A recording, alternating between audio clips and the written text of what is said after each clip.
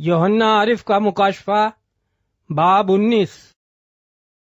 इन बातों के बाद मैंने आसमान पर कोई बड़ी जमात को बुलंद आवाज से ये कहते सुना, हालेलुया! नजात और जलाल और कुदरत हमारे खुदा ही की है, क्योंकि उसके फैसले रास्त और दुरुस्त हैं, इसलिए कि उसने उस बड़ी कस्ती का इंसाफ किया जिसने अपनी हरामखारी से दुनिया को खराब किया था और उससे अपने बंदों के खून का बदला लिया। फिर दूसरी बार उन्होंने कहा, हालेलुया! और उसके जलने का धुआं अबदुल-आबाद उठता रहेगा। और 24 बुजुर्गों और 4 जानदारों ने गिरकर खुदा को सिजदा किया जो तख्त पर बैठा था और कहा, आमीन, हालेलुया! और तख्त में से ये आवाज निकली, ऐ उससे डरने वाले बंदो, हाँ छोटे हो हाँ बड़े, तुम सब हमारे खुदा की हम्द करो। फिर मैंने बड़ी जमात की सी आवाज और जोर के पानी की सी आवाज और सख्त गर्जों की सी आवाज सुनी,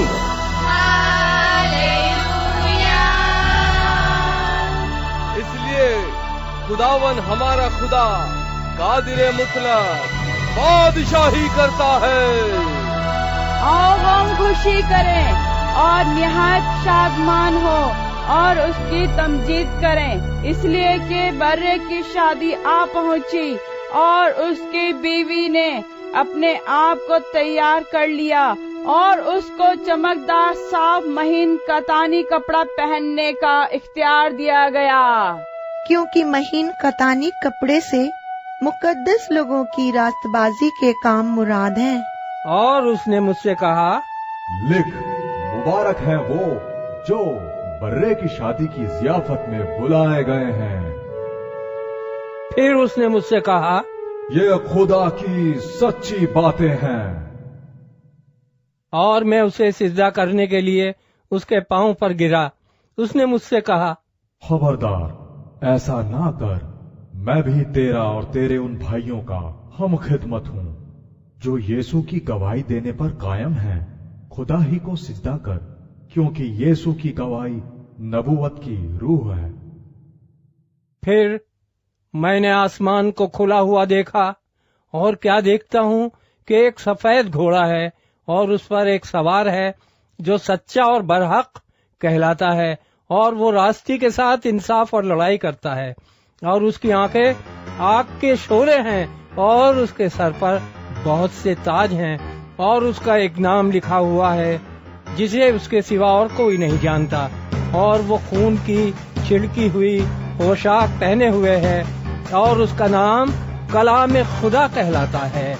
और आसमान की फौजें सफेद घोड़ों पर सवार और सफेद और साफ महीन कतानी कपड़े पहने हुए उसके पीछे पीछे हैं, और कौमों के मारने के लिए उसके मुंह से एक तेज तलवार निकलती है, और वो लोहे के असा से उन पर हुकूमत करेगा।